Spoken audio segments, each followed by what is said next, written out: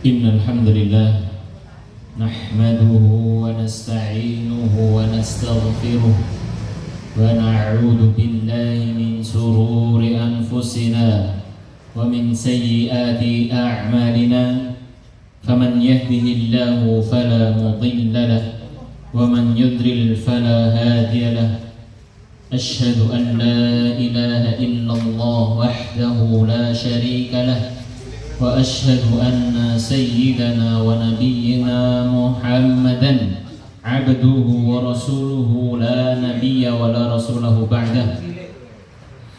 Allahumma anfa'na bima 'allamtana wa 'allimna ma yanfa'una wa zidna ilma. Alhamdulillahi ala kulli hal wa na'udzu billahi min syarri ahli nar wa ba'du. Alhamdulillah, puji syukur kita selalu panjatkan kepada Rabbul Alamin, Allah Subhanahu wa Ta'ala, pencipta semesta alam, pengatur segala urusan setiap hamba termasuk kita yang hadir di sini. Dan dialah Rabbul Alamin, Rabb semesta alam, sehingga hanya pantas pujian kita sematkan kepada Allah Subhanahu wa Ta'ala, karena hanya dialah yang memiliki sifat-sifat kesempurnaan. Berbeda halnya dengan makhluk. Seandainya makhluk mampu mendengar, tapi mendengarnya makhluk sangat terbatas. Seandainya makhluk bisa melihat, melihatnya terbatas. Tetapi Allah Subhanahu wa Ta'ala Maha melihat dengan segala kesempurnaannya. Dan Allah Rabbul Alamin Maha mendengar dengan segala kesempurnaan yang pantas untuk dirinya. Dan segala macam sifat-sifat kesempurnaan hanya milik Allah. Karena Rabbul Alamin, Tuhan Rabb semesta alam, maka tidak mungkin dan tidak pantas bagi Rabbul Alamin, bagi Tuhan semesta alam memiliki sifat yang kurang. Karena Tuhan Rabbul Alamin, Allah Subhanahu wa Ta'ala, hanya pantas memiliki sifat-sifat yang sempurna.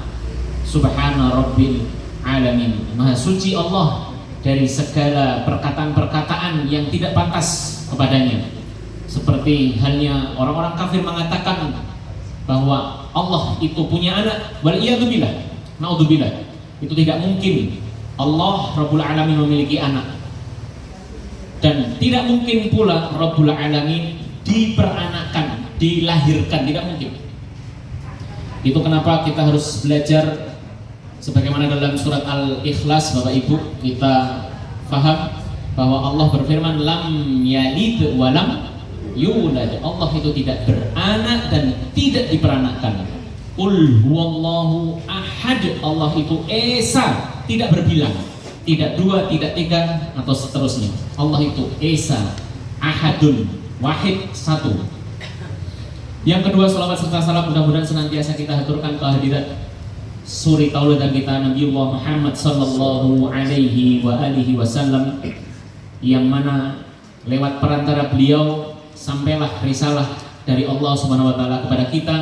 Dan mudah-mudahan kita senantiasa menjadi hamba-hamba Allah yang selalu mengikuti ajaran Nabiullah Muhammad sallallahu alaihi wasallam, sehingga besok di hari kiamat kita pantas mendapatkan syafaat dan pantas mendapatkan kesempatan minum di telaga Rasulullah sallallahu alaihi wasallam, yaitu telaga Kautsar, yang mana disebutkan sifat daripada telaga Kautsar milik Rasulullah sallallahu alaihi wasallam besok di hari kiamat. Man syaribaha, siapa yang meminumnya, lam yatma' ba'du, dia tidak akan merasa haus sampai kapanpun, selama-lamanya. Dan hanya orang-orang yang beriman yang mengikuti sunnah-sunnah beliau saja yang pantas minum di telaga tersebut. Mudah-mudahan kita termasuk orang yang pantas dan diberi kesempatan untuk minum di telaga beliau tersebut. Bapak Ibu yang dirahmati Allah SWT, ini sudah jam 8 lebih. Tadi saya dihubungi Mas Miftah untuk langsung memulai tanpa harus ada MC. Beliau mungkin agak telat, qadarullah. Mudah-mudahan Allah berikan kelancaran kepada Bapak Ibu semuanya, termasuk khususnya Mas Miftah. Bapak Ibu yang dirahmati Allah SWT, kalau di sini tercatat 40, tapi saya dihubungi 38, tidak apa-apa. Mungkin kalaupun memang 38 ayat 38 sudah dibahas, tapi kita ulang, kata para ulama, pengulangan ilmu itu tidak ada yang rugi, apalagi mengulang ilmu tentang Al-Quran. Bahkan kemarin beberapa kesempatan yang lalu saya pernah menulis sebuah kaidah, kullama takarrara. Orang Arab itu punya kaidah yang menarik Bapak Ibu. Kullama takarrara pakai kaf, setiap yang diulang-ulang takarrara, maka akan menancap kuat. Sesuatu kalau diulang-ulang, hafalan kalau Bapak Ibu punya surat Al-Fatihah atau surat Al-Ikhlas selalu diulang-ulang akan menancap kuat. Tapi kalau baru hafal ayat 1 sampai 10 surat Al-Baqarah, setelah itu nggak pernah diulang, lupa itu. Sesuatu kalau diulang-ulang pasti jadi ingat dengan kuat. Maka kalau boleh saya saran Bapak Ibu, kalau ingin menghafalkan surat yang ingin dihafal, satu syaratnya, jadikan dia wirid. Jadikan dia seperti dzikir yang kita baca rutin pagi sore atau doa sebelum masuk kamar mandi, keluar kamar mandi. Kalau selalu dibaca, insya Allah akan menancap kuat. Tapi kalau hanya dihafal sekali dua kali selesai, nggak pernah diulang lagi, bakal lupa itu. Karena manusia tempatnya salah dan lupa. Al-insanu makanul khata' wan nisyan. Baik, kita masuk ke surat Ghafir ayat yang ke-38. Ini masih bersambung Bapak Ibu, terkait dengan beberapa ayat sebelumnya yang pada kesempatan yang lalu sudah kita sampaikan bahwa ini adalah dialog yang Allah abadikan dalam Al-Quran. Dan sesuatu peristiwa, dialog atau apapun itu, kalau Allah abadikan dalam Al-Quran pasti mengandung inspirasi, mengandung ibrah, mengandung pelajaran untuk kita khususnya sebagai umat Nabi Muhammad SAW. Saya ambil contoh sebelum kita masuk ke surat atau ayat lain yang akan kita bahas pada malam hari ini. Bagaimana Allah Subhanahu wa taala menggambarkan percakapan seorang Luqman Hakim, bukan nabi, bukan rasul. Luqman Al-Hakim, seorang yang soleh yang hidup di masa Nabi Isa. Dia hidup di kalangan Bani Israel. Di surat Luqman bahkan sampai oleh Allah dijadikan sebuah nama surat setelah As-Sajdah, surat Luqman. Wa idh qala Luqmanu libnihi wa huwa ya'idhuhu ya bunayya la tusyrik billah. Menarik Bapak Ibu, kalau kita bicara Al-Quran itu framing kita, sudut pandang kita, ini kitab la raiba fi, tidak ada keraguan. Satu, kalau kita bicara Al-Quran, yang kedua, la ya'tihil batilu min baini yadayhi wala min khalfihi. Al-Quran itu dari arah depan, dari arah belakang, dari arah manapun enggak ada kebatilan sama sekali. Bahkan Allah menggunakan kalimat al-haqqu mir rabbik, kebenaran itu dari Tuhanmu, dari Allah. Fala takunanna minal mumtarin. Jangan ragu ya, bayangin. Allah menegaskan kebenaran itu mutlak dari Allah. Fala takunanna minal mumtarin. Benar-benar jangan sekali-kali menjadi orang yang ragu.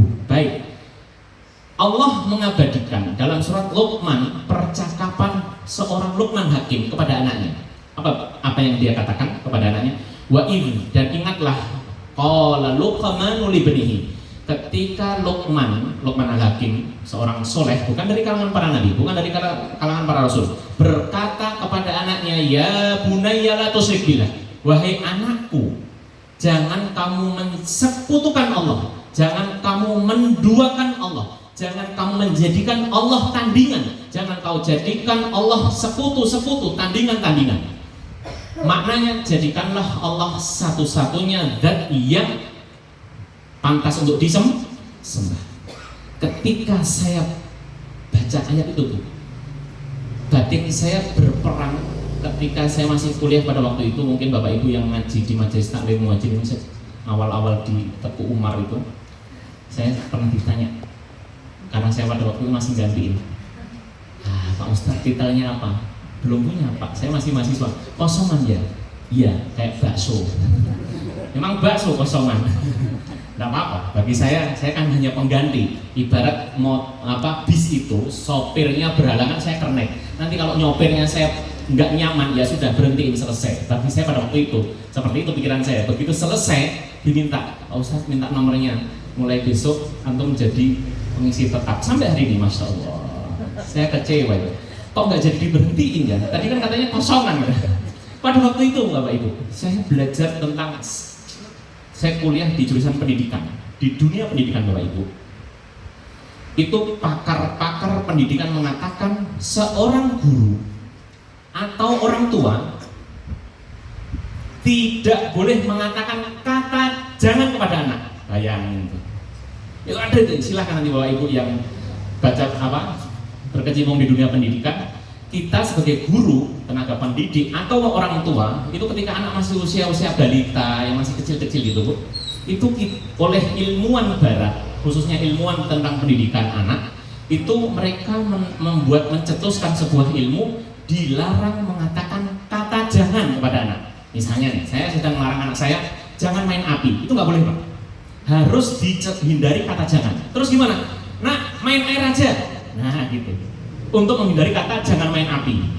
Nah, main pasir aja, nah main kertas aja, dan seterusnya dan seterusnya.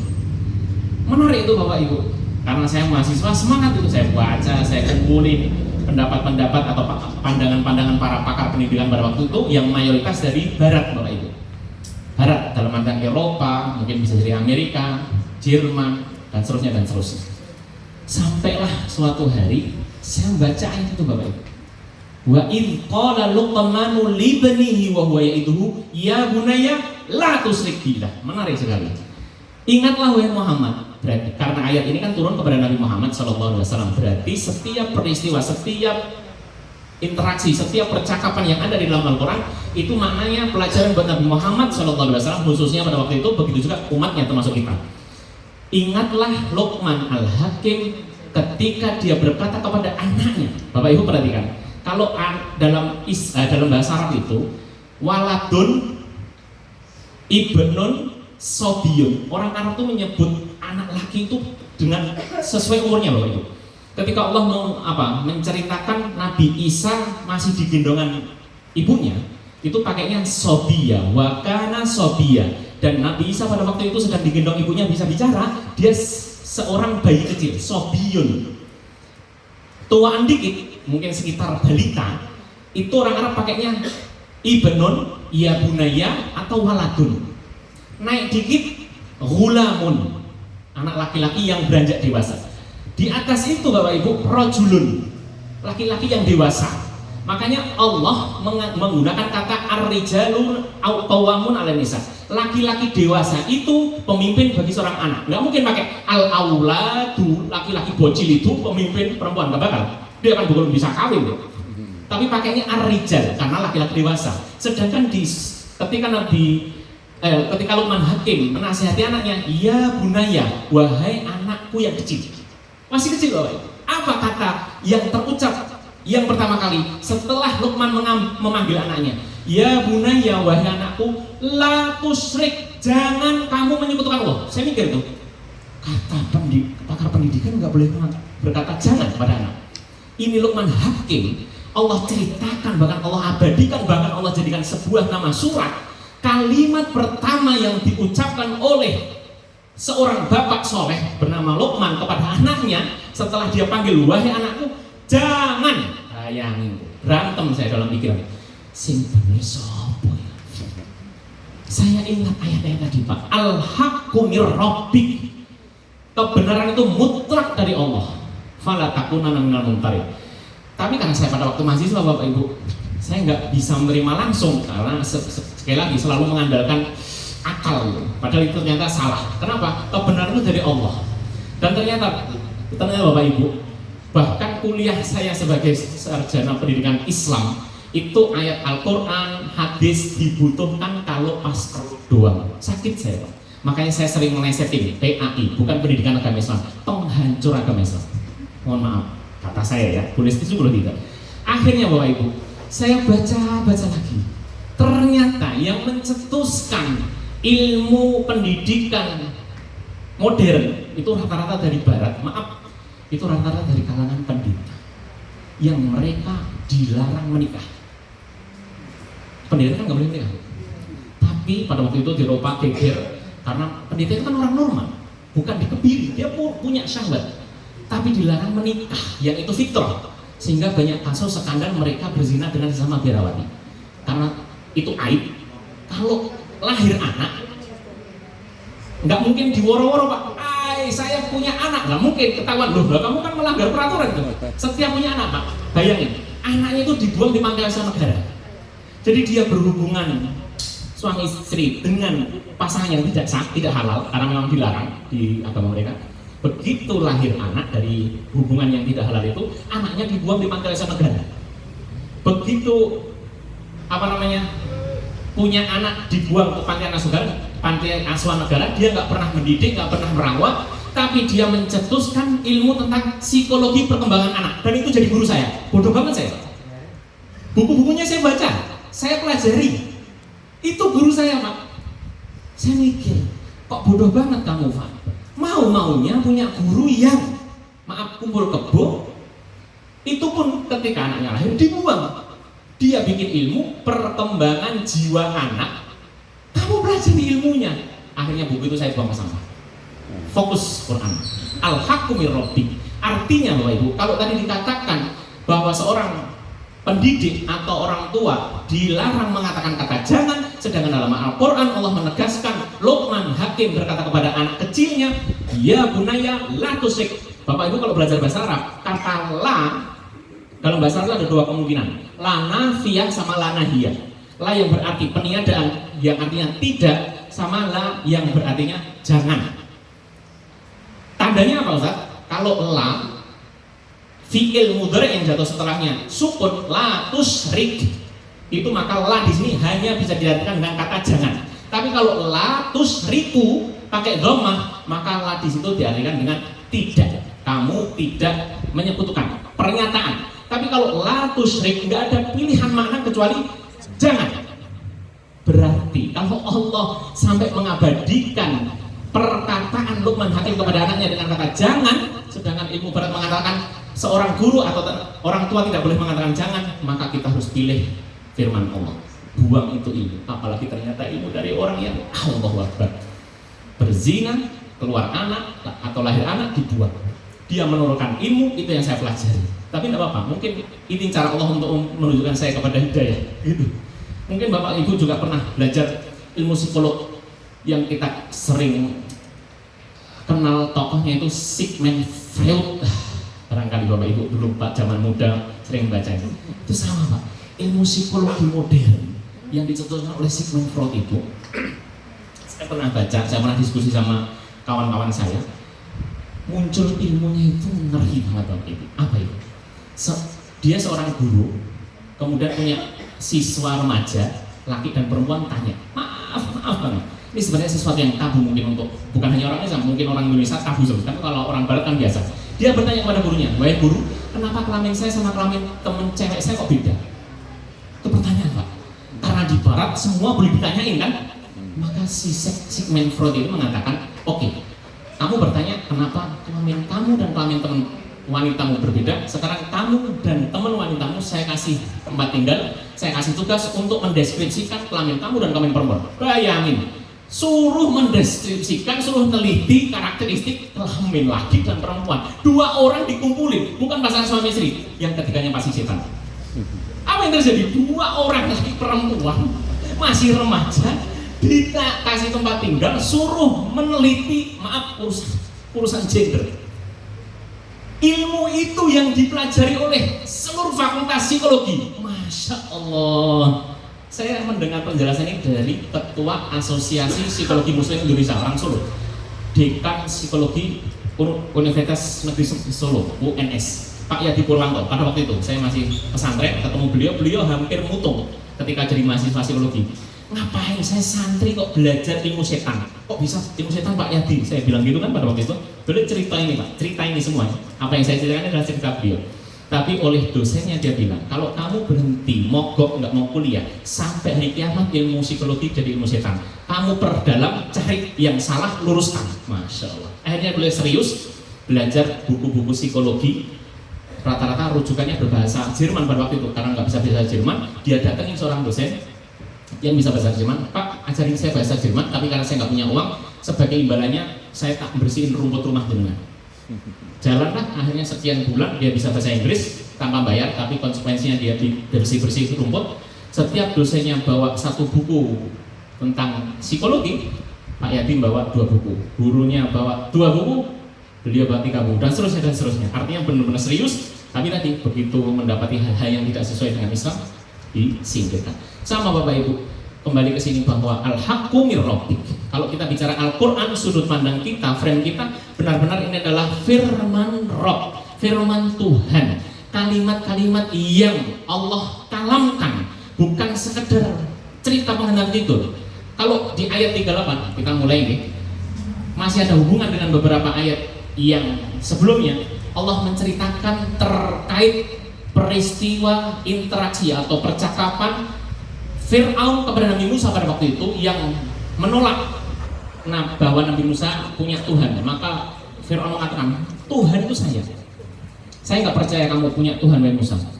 Maka di ayat sebelumnya itu disebutkan Fir'aun, oke, kalau begitu saya akan membangun bangunan yang tinggi, la'alli attali'u ila ilahika, yang aku bisa melihat Tuhanmu. Saya akan membangun bangunan tinggi untuk mengintip di mana Tuhan berada. Keangkuhan itu pernyataan yang menghinakan, pernyataan kesombongan dari seorang Fir'aun kepada Nabi Musa. Maka kemudian terwujud itu Bapak Ibu. Sebagian ulama mengatakan bangunan tinggi yang dibangun oleh Fir'aun itu adalah, konon masih ada peninggalannya di Mesir, yaitu piramida. Sesuatu yang tinggi dibangun di era yang pada waktu itu masih serba ini, jauh dari era modern seperti ini. Fir'aun sudah bisa membangun bangunan yang tinggi.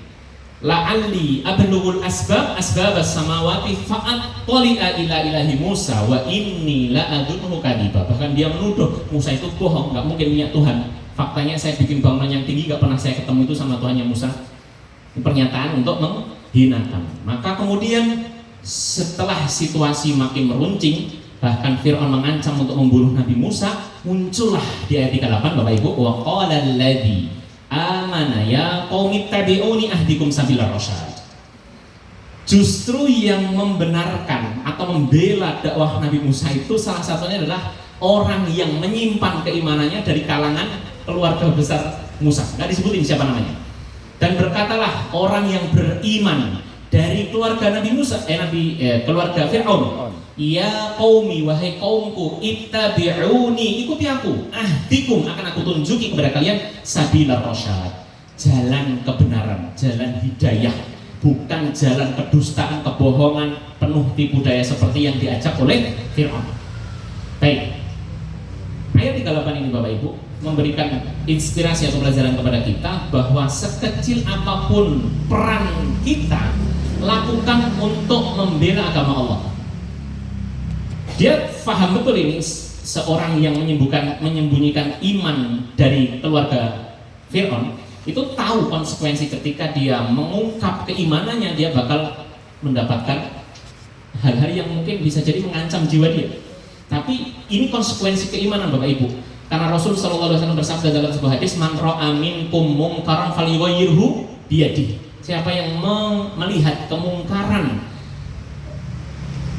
maka hendaklah dia mencegah atau melakukan sesuatu untuk mencegah kemungkaran itu dengan tangannya. Fa'ilam yastati' fabilisani, kalau nggak bisa dengan tangan maka dengan lisan, dengan menegur. Fa'ilam yastati', kalaupun dengan tangan nggak bisa, dengan lisan nggak bisa, fabiqalbih, maka minimal dengan hatinya, wa dzalika adhaful iman, dan itu selemah-lemah iman. Jadi kalau kita melihat kemungkaran di sekitar kita Bapak Ibu, maka tahapan pertama yang kita lakukan adalah dengan tangan, mencegah. Kalau nggak memungkinkan, nggak punya daya, nggak punya kekuatan, nggak punya kewenangan, maka dengan lisan sampaikan nasihat. Termasuk seperti yang dilakukan oleh orang yang beriman dari keluarga Fir'aun ini.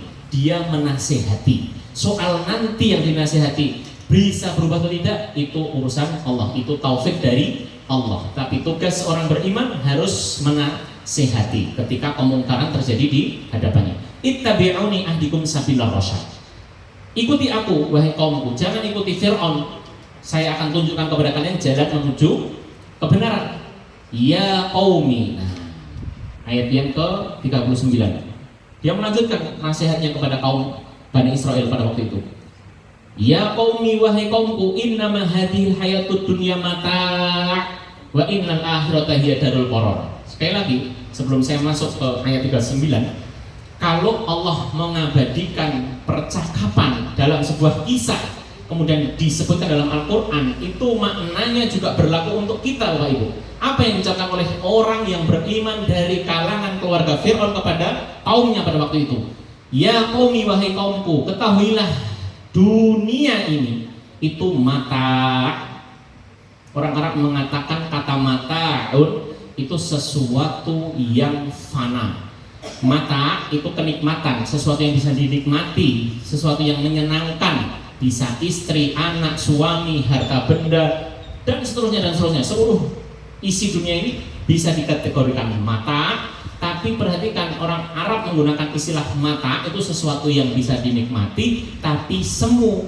Coba Bapak Ibu, seganteng-gantengnya suami ibu, pasti ada masanya ketika tua jadi nggak seganteng dulu. Sebaliknya, secantik-cantiknya kita atau ibu-ibu atau istri kita, pasti ada masanya untuk hilang itu masa kejayaan, kecantik dan seterusnya dan seterusnya. Sebagus-bagus rumah, sebagus-bagus mobil dan seterusnya dan seterusnya, kalau nggak kita meninggalkan sesuatu itu, mereka yang akan meninggalkan kita. Itu sifat dari mata itu. Dunia itu begitu. Sesuatu yang bisa menyenangkan, memang menyenangkan, kita harus akui bahwa dunia ini menyenangkan, tapi kita harus sadar bahwa kenikmatan, kesenangan dunia itu semu. Coba bayangin Bapak Ibu lihat Sumatera, Aceh, rumah-rumah bagus begitu karena banjir bandang, hilang Bapak Ibu dalam sekejap. Padahal di sana banyak rumah megah-megah, rumah-rumah mewah. Ya, sifat dunia begitu. Kalau nggak kita mati meninggalkan harta benda itu lenyap ketika kita belum mati. Hanya soal waktu saja. Kalau nggak kita berpisah meninggalkan lebih dulu, berarti benda-benda itu yang lenyap sebelum kita meninggal. Hanya soal waktu. Orang beriman dari kalangan keluarga Fir'aun ini menasihati, jangan hanya karena mungkin bantuan yang diberikan oleh Fir'aun kepada kalian, sembako dan seterusnya, kamu kemudian menggadaikan imanmu, meninggalkan ajaran Musa. Jangan. Kenapa? Ketahuilah dunia itu mata. Sebelum kita lanjutkan, menarik Bapak Ibu ketika membahas tentang dunia. Seringkali kita salah fokus Bapak Ibu. Ketika kita hidup di dunia begini Bapak Ibu, kita fokus mempercantik, memperindah, memperbagus fisik, bukan? Sampai saya baru lewat tadi, baru tahu di dekat Tembalang itu sebelum turun sekat Bumbel, ada toko beauty, toko skincare, megah sekali dan ramai sekali.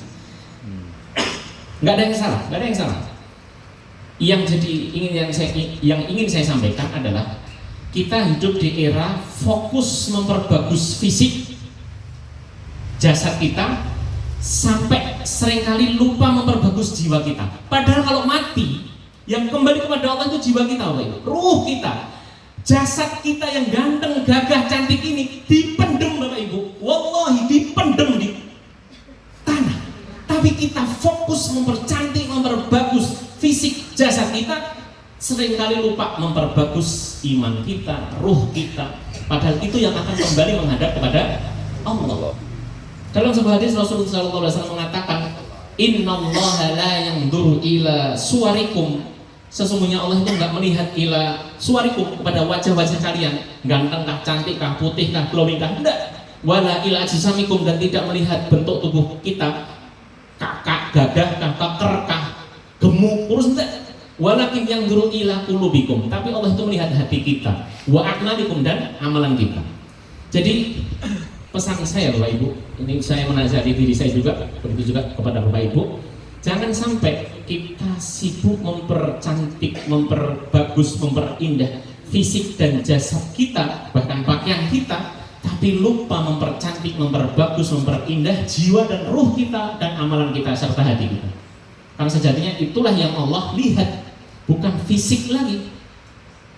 Allah berfirman, walibasut taqwa dzalika khair, bayangin. Dan pakaian takwa itu yang lebih baik, bukan baju yang bermerek mahal, yang harganya mahal, yang bermerek terkenal dan seterusnya. Kita seringkali sibuk memilah dan memilih di Shopee atau di Tokopedia atau toko offline maupun online, merek lah. Kita kalau beli jangan merek yang murah-murah, pakaian selalu yang mahal, celana yang mahal dan seterusnya dan seterusnya. Sebenarnya prinsipnya kalau memang punya duit nggak apa-apa Bapak Ibu, pakaian yang bagus, pakaian barangkali harganya mahal, kalau memang Bapak Ibu mampu nggak ada soal. Nabi pernah ditanya, ya Rasul, bagaimana seseorang di antara kita kalau ada pakaiannya baru, sandalnya baru? Maka Nabi bersabda, tidak masalah. Laisal ghina liman ittaqallah, la ba'sa bil ghina. Tidak ada masalah dengan kekayaan, tapi bagi orang yang bertakwa. Kekayaan itu nggak masalah, asal dipegang oleh yang bertakwa. Artinya Bapak Ibu, kalau kita ditakdirkan oleh Allah kaya, jangan hanya berhenti sebagai orang kaya saja, harus kita tingkatkan sebagai orang takwa, sehingga harta itu nanti kita salurkan kepada sesuatu yang baik. Gitu. Ini sama sekali nggak melarang untuk jadi kaya, nggak ada larangan. Kaya nggak masalah, tapi kaya yang bertakwa, sehingga dia tahu jalan mengambil rizki dengan cara yang baik. Begitu dapat rizki, dia salurkan, dia infakkan rizki yang Allah berikan kepada jalan yang baik. Tapi kalau kekayaan diberikan kepada tangan yang salah atau orang yang tidak bertakwa, maka dia pasti akan mendapatkan kekayaan dengan cara yang tidak benar. Begitu sudah dapat, akan dipergunakan dengan sesuatu yang tidak benar juga, waliyadzubillah. Dan kita berlindung kepada Allah. Jadi la ba'sa bil ghina liman ittaqallah. Tidak ada masalah sesuatu yang berkaitan dengan kekayaan asal di tangan orang yang bertakwa. Baik, Bapak Ibu yang dirahmati Allah SWT, kembali ke sini, nasihat indah dari seorang beriman yang berasal dari keluarganya Fir'aun kepada kaumnya, innama hadhihi dunya mata. Sesungguhnya hakikat kehidupan dunia itu adalah mata, kenikmatan, sesuatu yang lezat, yang enak, yang indah, tapi semu. Sebaliknya, wa innal akhirata hiya darul qarar. Dan ketahuilah, sungguh akhirat itu adalah kampung yang kekal, kampung yang abadi. Jadi di ayat ini Bapak Ibu yang dirahmati Allah SWT, orang yang beriman dari keluarga Fir'aun menasihati dua hal yang penting, yaitu agar kita tidak kemaruk kepada dunia dan lupa akhirat. Dan yang kedua, kita harus bersungguh-sungguh untuk mempersiapkan kehidupan kita yang sejati, yaitu di akhirat. Karena akhirat adalah darul qarar. Para ulama menjelaskan darul qarar itu kampung yang kekal, yang tetap, tidak semu, tidak fana, tidak sementara, tapi abadi, entah di surga maupun di neraka. Sehingga dengan kalimat ini semacam memberi pesan kepada kita bahwa yang enak yang ada di mata kita hari ini dunia itu semu, sedangkan akhirat yang Allah siapkan itu adalah kampung yang kekal. Sehingga kita jangan salah fokus seperti tadi, kita fokus mempercantik, memperindah, memperbagus fisik dan lupa memperbagus ruh dan jiwa kita. Sama, jangan sampai kita fokus mencari sesuatu yang itu semu sampai melupakan sesuatu yang abadi. Sekali lagi, bukan larangan untuk mencari dunia, tapi jangan sampai kita salah fokus ngejar dunia sampai lupa sholat jamaah. Naudzubillah. Ngejar dunia sampai kemudian lupa kewajiban kita kepada Allah Subhanahu wa Ta'ala.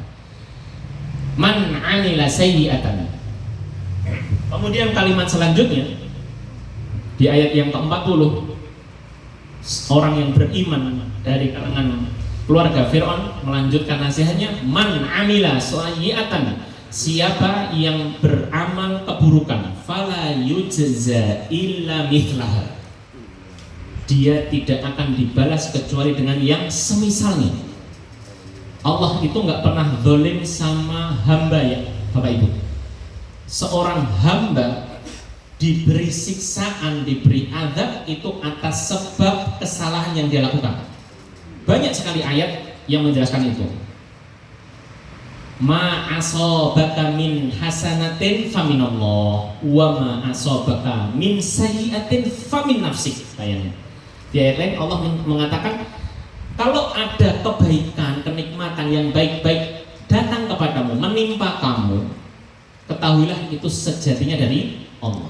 Wa ma asobaka min sayyiatin. Tapi kalau ada musibah, cobaan, kecelakaan, keburukan yang nggak enak, yang menyakitkan, yang mengecewakan, menyakitkan dan seterusnya, ketahuilah famin nafsik, itu sejatinya dari sebab ulah tangan kamu sendiri. Ayat yang lain Allah berfirman, wa ma asabakum min musibatin fabima kasabat aydikum, dan tidaklah musibah itu menimpa kalian kecuali atas sebab ulah tangan kamu sendiri. Itu selalu begitu, Pak. Itu hukum sunatullah, itu sudah ketetapan Allah bahwa ketika ada musibah, sesuatu yang menyakitkan, mengecewakan, merugikan, membahayakan dan seterusnya, itu sejatinya ada andil kesalahan kita. Dan sifat daripada dosa, Bapak Ibu, ada efek samping. Sifat daripada dosa itu ada efek samping. Sifat daripada dosa ada efek samping. Sekecil apapun dosa ada efek sampingnya, Bapak Ibu.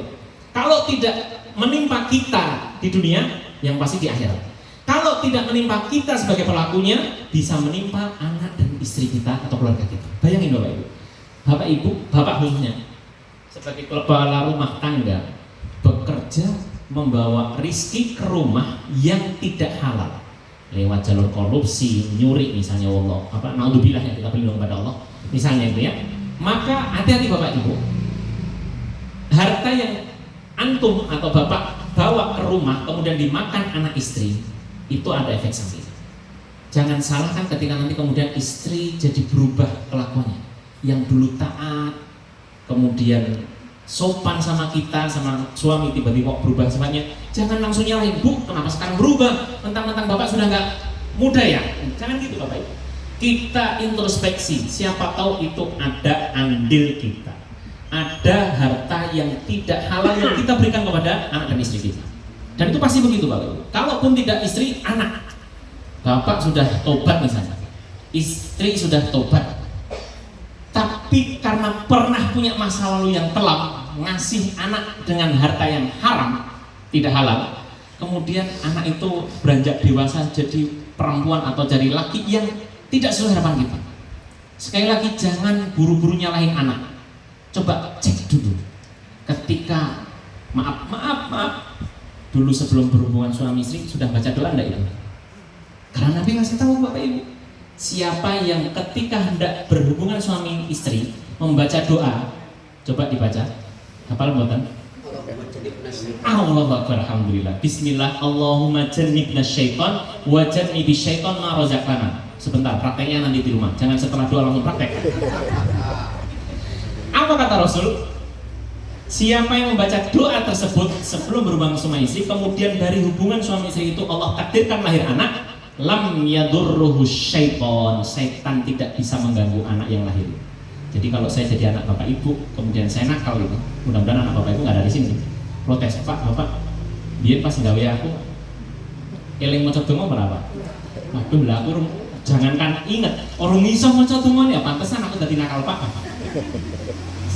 Maksud saya, ayo introspeksi. Anak nakal, anak kemudian berulah tidak sesuai harapan kita, jangan buru-buru nyalahin anak. Nah tapi kan faktanya saya sudah sering ke masjid, saya sudah sering ngaji. Iya, paham saya. Tapi coba ayo kita flashback kembali ke beberapa waktu yang lalu. Apa saja yang pernah kita lakukan sehingga anak jadi seperti ini? Ini mungkin efek dosa masa lalu kita. Itu yang saya ingin garis bawahi Bapak Ibu. Sehingga tugas kita adalah pertama taubat, pastikan harta yang kita berikan kepada keluarga, anak dan istri kita harta yang halal. Yang kedua, jangan putus untuk mendoakan, karena doa orang tua kepada anak itu insya Allah mustajab, asal syarat-syarat doa juga harus dipenuhi. Bapak ibu berdoa kepada Allah sebagaimana hadis ke-10 Arba'in Nawawi, ya Rabbi famat'amuhu haramun wa masrabuhu haramun wa malbasuhu haramun wa ghudhiya bil harami fa anna yustajabulah. Rasul menceritakan dalam hadis ke-10 hadis dalam kitab Arba'in Nawawi itu, ada orang yang mendoa kepada Allah, ya Rabbi, dan dia musafir. Musafir itu orang yang lusuh, capek ketika bepergian, dan itu salah satu syarat diijabi doa Bapak Ibu. Safar, ketika Bapak Ibu sedang bepergian ke Jakarta atau Pak Sam seringkali mungkin ke Kalimantan, pastikan kalau naik di pesawat atau naik bis atau naik apapun, jalur darat, laut maupun udara, banyakin doa. Itu waktu yang saja ketika safar. Ini orang dalam kondisi safar memperbanyak doa. Sudah pas kan Bapak Ibu? Dalam kondisi safar, tangannya menengadah ke langit. Dan disunahkan Bapak Ibu, kalau doa itu jangan nyekukruk ini, tangannya benar-benar yakin sama Allah. Jangan mendoa tapi setengah ragu, enggak bakal dikabulkan itu. Kita harus yakin kepada Allah dan tangannya menengadah ke langit. Tapi kata Rasul, ketika dia safar, sebenarnya sudah syarat diterimanya doa, dan kemudian tangannya menengadah menjadi syarat juga itu. Tapi kata Rasul, wa mat'amuhu haram, tapi dia makan dengan sesuatu yang haram. Wa masyrabuhu haram, minumannya haram. Wa malbasuhu haram, bajunya haram, nyolong nang mall misalnya. Banyak Bu, sekarang banyak video-video, ya Allah. Enggak punya duit akhirnya masukin ke baju, ya Allah. Wa ghudhiya bil haram, dan dia dikenyangkan perutnya ini dengan sesuatu yang haram. Maka kata Rasul, fa anna yustajabu, bagaimana akan diijabahi? Wong sesuatu yang menjadi syarat diterimanya doa semua dilanggar. Makanan haram, minuman haram, dia dikenyangkan dengan haram, pakaian yang dipakai haram, maka tidak bisa diijabahi. Tapi selama hal-hal yang menjadi sebab diterimanya doa itu Bapak Ibu sudah lakukan, doain anak. Kalau Allah berkehendak merubah anak yang sebelumnya nakal jadi baik, bagi Allah innama amruhu idza arada syai'an ay yaqula lahu kun. Enggak ada yang mustahil bagi Allah. Gitu Bapak Ibu. Termasuk Bapak Ibu misalnya, Pak Ustaz, ini suami saya sekarang jadi beda enggak kayak dulu lagi. Sekarang malas sholat, doain Bapak Ibu. Sama sebaliknya kalau ibu-ibu yang dulu menurut sekarang sulit di atas, doain Bapak. Doain, enggak ada yang mustahil. Jangan cari pengganti. Aduh, enggak seperti dulu lem biru, lempar beli yang baru. Jangan. Itu kalau HP enggak apa-apa. HP sudah enggak bisa diajak bekerja, lempar beli yang baru. Nah, itu kalau HP. Kalau istri, suami, seburuk apapun itu Allah tetapkan, jangan sampai diganti. Perhatikan Allah ketika menceritakan istri Fir'aun. Fir'aun orang terlaknat, bahkan mengaku sebagai Tuhan, tapi istrinya Bapak Ibu, istrinya Fir'aun, ibu-ibu, suami ibu-ibu gak ada yang sejahat Fir'aun kan? Tapi istrinya Fir'aun menjadi tokoh penghuni surga. Tokoh penghuni surga. Kalau istri Fir'aun itu pikirannya seperti ibu-ibu hari ini, wah bojoku kene golek liyane lah, saya bisa jadi baik asal suami baik, pasti dia nggak bakal masuk surga. Kalau modelnya kayak kita hari ini, saya bisa jadi baik asal anak istri saya baik, saya bisa jadi baik asal suami dan anak saya baik. Enggak. Jadi baik itu nggak pakai syarat harus pasangan kita baik. Istri Fir'aun baik, istri Fir'aun dia jadi tokoh penghuni surga. Sebaliknya istri Nabi Nuh, Nabi Lut kurang apa? Nabi, orang pilihan, orang terbaik yang dipilih oleh Allah untuk menjadi utusan pada masanya. Nabi Lut dan Nabi Nuh itu semua durhaka. Nabi Lut istrinya normal karena suaminya laki, tapi dia pendukung LGBT, sehingga diadab oleh Allah ketika Nabi Lut disuruh meninggalkan kampungnya. Sama istri Nabi Nuh dan anak Nabi Nuh yang bernama Kan'an, ketika Nabi Nuh bikin kapal, dia ecek-ecek tuh, ngapain panas kayak begini kok bikin kapal? Enggak, nah bentar lagi Allah mau kirim banjir bandang. Alah, bapak ini ngibul. Begitu itu jadi kapal, Allah kirim air dari langit dan dari bumi, keluar air bah. Sudah terjadi banjir, anaknya itu dipanggil, nak gabung dengan bapak ke kapal. Apa katakan anak Nabi Nuh? Sa'awi ila jabalin yaksimuni minal ma'. Bapak, saya akan naik gunung Ungaran. Gunung itu akan menyelamatkan saya, kalau boleh hari ini gitu ya. Gunung, saya akan naik gunung itu, bukan gunung Ungaran, itu contoh saja. Saya akan naik gunung dan gunung itu akan melindungiku dari air. Tapi Allah takdirkan bahkan gunung yang didaki oleh anak Nabi Nuh juga tenggelam dengan air dan semua binasa termasuk istri dan anaknya Nabi Nuh. Kita lihat bahwa ternyata suami bapak yang baik, bahkan Nabi tidak menjamin kebaikan istri dan anaknya. Sebaliknya, keburukan bahkan kelaknatan seorang Fir'aun, justru istrinya bisa menjadi tokoh penghuni surga dari kalangan perempuan selain daripada anak Nabi dan istri Nabi Muhammad. Anak Nabi namanya siapa? Fatimah, dan istri Nabi Khadijah. Jadi ada 3 tokoh penghuni surga dari kalangan wanita, yaitu istri Fir'aun, putri Nabi Fatimah, dan istri Nabi Khadijah. Itu begitu Bapak Ibu. Sehingga kembali ke sini, man amila sayyi'atan fala yujza illa mithlaha. Siapa yang beramal keburukan maka tidak dibalas kecuali setimpal. Kalau dia berbuat buruk dibalas dengan yang buruk. Sebaliknya, wa man amila sholihan min dzakarin au untha. Perhatikan. Dan barang siapa yang beramal soleh dari laki dan perempuan. Sehingga dalam Islam, sebelum saya lanjutkan Bapak Ibu, dalam Islam tuh nggak ada istilah meremehkan gender satu, mengunggulkan gender satu, nggak ada. Ini bukti bahwa Allah mengatakan siapa yang beramal soleh, laki maupun perempuan, nggak ada beda. Nah gitu. Syaratnya satu, wa huwa mukmin, yang penting dia punya iman. Apa yang terjadi? Faulaika yadkhulunal jannah, maka mereka bisa masuk ke dalam surga, yurzaquna fiha bighairi hisab. Mereka akan diberi rizki dengan tanpa batas, dengan tanpa limit. Ini jadi kaidah Bapak Ibu. Di banyak ayat maupun di banyak hadis, Rasul bersabda, kalau perbuatan buruk itu dibalas hanya satu keburukan. Man sanna sunnatan man hama bisayyi'atin, siapa yang berkeinginan berbuat buruk, fa'amilaha, lalu dia merealisasikan, punya niat buruk dan merealisasikan, mewujudkan, saya nanti malam jam 2 tak maling rumah tonggo lah misalnya, dan benar jam 2 dia maling benar gitu ya, maka falahu sayyi'atin, maka dia cuma dapat satu dosa. Tapi sebaliknya Bapak Ibu, waman hamma bihasanatin, siapa yang punya niat yang baik, falam ya'malha, tapi belum sempat merealisasikan, belum mewujudkan, baru punya niat baik, saya mau sedekah ke kampung, ini kampungnya namanya apa? Seluruh warga apa ini namanya? Karangrejo misalnya, belum terrealisasi, itu sudah dapat satu pahala. Kalau sudah punya niat, kemudian merealisasikan, Allah selalu menggandakan kebaikan yang dilakukan oleh seorang hamba. Saya ambil contoh lain hadis, ketika Rasul bersabda, man qara'a harfan min kitabillah falahu bihi hasanatun, siapa yang membaca satu huruf dalam Al-Quran, satu huruf, falahu bihi hasanatun, maka baginya satu kebaikan per huruf. Kata Rasul, wal hasanatu bi asyri amsalihha, dan satu kebaikan dilipat 10.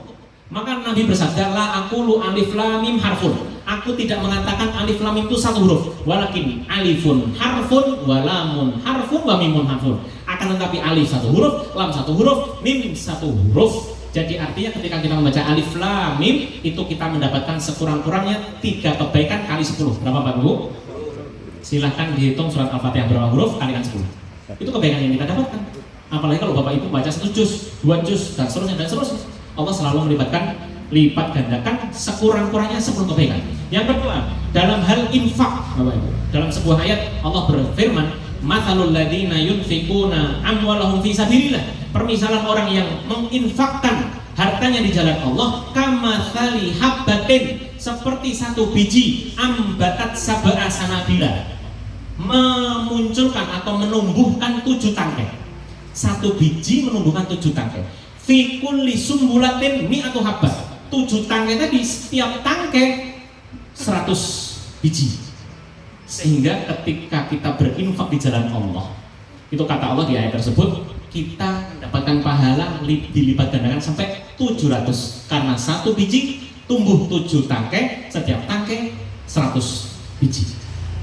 Allah semacam ngajak perkalian Bapak Ibu dulu, sehingga sekurang-kurangnya orang yang berinfak di jalan Allah itu mendapatkan pahala dilipat gandakan sampai 700. Bayangin. Dan itu sifat daripada kemurahan hati Allah, selalu begitu. Satu perbuatan dosa dibalas yang setimpal, sejenis. Tidak mungkin dilipat gandakan itu kalau keburukan. Tapi kalau kebaikan, Allah selalu membalas dengan yang lebih. Contoh lain, ketika Rasul SAW bersabda, man yassara ala musirin, konteksnya sedikit berbeda tapi maknanya sama. Siapa yang memudahkan kesulitan orang lain, kira-kira di dunia atau di akhirat Bapak Ibu? Kita memudahkan kesulitan saudara kita di dunia atau di akhirat? Di dunia. Akhirat kita kan belum nyampe. Kalau sudah di akhirat kita sebut diri sendiri. Bahkan ibu aja meninggalkan anaknya. Seorang anak meninggalkan bapak, ibunya, istrinya ditinggalin.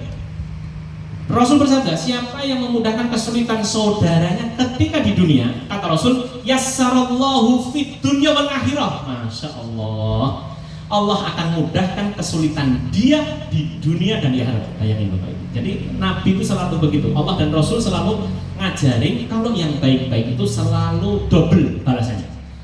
Kita memudahkan kesulitan saudara kita di dunia, sudah barang tentu tidak mungkin di akhirat.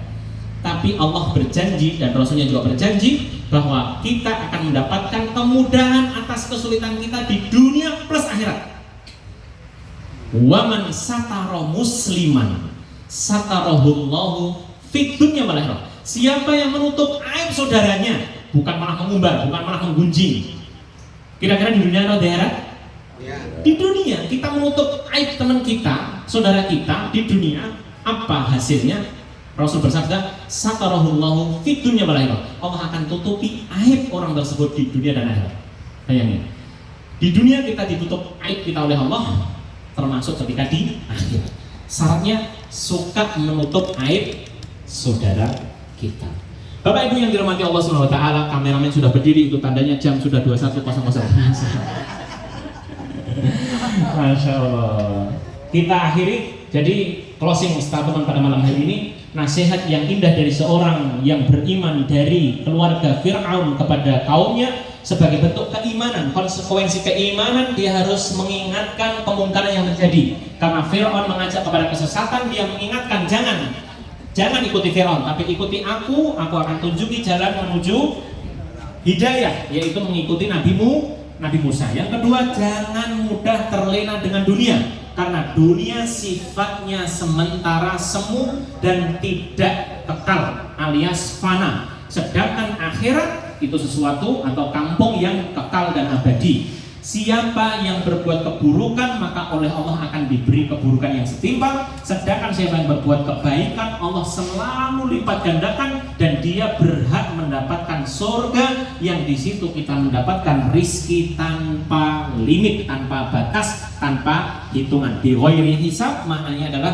tanpa batas. Bapak Ibu yang dirahmati Allah Subhanahu wa taala, itu yang bisa kami sampaikan. Mudah-mudahan kita termasuk orang yang senantiasa dilembutkan hatinya oleh Allah Subhanahu wa taala, sehingga ketika dibacakan ayat-ayat Al-Qur'an, dibacakan hadis-hadis Rasulullah SAW, kita kemudian bisa menjadi lebih baik, kemudian bisa menjauhi hal-hal yang memang Allah larang, dan kemudian bisa melaksanakan sesuai kemampuan kita hal-hal atau apa-apa yang Allah dan Rasulnya perintahkan. Wa qulu qouli hadza astaghfirullahal azim li wa lakum wa lisairil muslimin min kulli dzambin.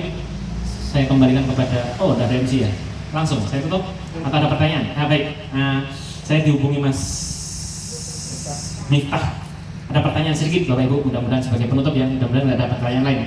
Ada pertanyaan bagaimana hukumnya menikah di Mekah? Saya tanya domisilinya di mana, Mbak? Kalau memang orang Mekah ya udah di Mekah. Baik. Oh bukan warga negara Indonesia, tapi tinggal di Indonesia. Saya tanya kepentingannya apa? Kalau warga Indonesia jadi TKI atau TKW di sana ya sah-sah saja, daripada pulang repot. Tapi kalau orang Indonesia kemudian menikah di Mekah hanya biar viral atau hanya tujuan keduniaan, sama sekali demi Allah itu nggak ada kebaikan ya. Apakah dilarang? Ya saya tidak mengatakan dilarang tidak, tapi jangan dinormalisasi hal seperti itu. Kenapa? Pernikahan bukan soal kemewahan di hari resepsi. Bapak Ibu saya pikir lebih berilmu daripada saya, tapi soal kesetiaan, tanggung jawab, kemudian kepercayaan, kemudian mempertahankan sampai maut memisahkan sehingga Allah pertemukan kembali di surga. Bukan soal mewah di hari H pernikahan, tapi sebulan rong-bulan bubaran, naudzubillah. Banyak sekali kan begitu, karena tidak ada ilmu. Menikah hanya soal prestis, mewah. Sekali lagi kalau memang punya duit nggak ada soal mau mewah nyewa gedung di Patra Jasa. Saya pikir sah-sah saja kalau memang punya duit. Tapi bukan itu fokus kita dalam menikah. Tapi pernikahan itu adalah sesuatu yang suci yang diperintahkan oleh Allah dan Rasulnya.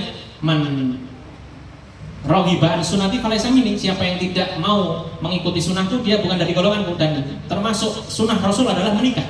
Sehingga pastikan ilmu-ilmu terkait nikah harus dilengkapi dulu sebelum kita menikah. Sama, semua hal harus disertai dengan ilmu. Dalam hal ini adalah ilmu agama. Sehingga sekali lagi kalau bicara sah ya sah saja, insya Allah ya.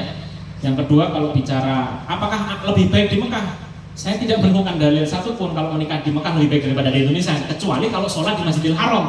Ada hadisnya, Rasul mengatakan sholat di Masjidil Haram dan masjidku yaitu Masjid Nabawi berkali-kali lipat daripada sholat di luar dua masjid itu. Sekali lagi kalau menikah saya tidak pernah atau belum pernah menemukan keutamaan menikah di Mekah lebih baik daripada menikah di Indonesia dan seterusnya. Wallahu ta'ala alam. Sekali lagi saya tidak dalam rangka menjustifikasi, tapi saya hanya menyampaikan apa yang saya ketahui. Sekali lagi kalau bicara sah saja. Apalagi kalau pakai duit sendiri. Saya khawatir nanti kalau ke Mekah tapi utang kan gak enak itu. Ketoknya megah segala macam sampai ke Mekah hasilnya utang kan gak enak itu. Wallahu ta'ala alam. Subhanakallahumma wa bihamdik, astaghfiruka wa atubu ilaik. Assalamualaikum warahmatullahi wabarakatuh. Waalaikumsalam.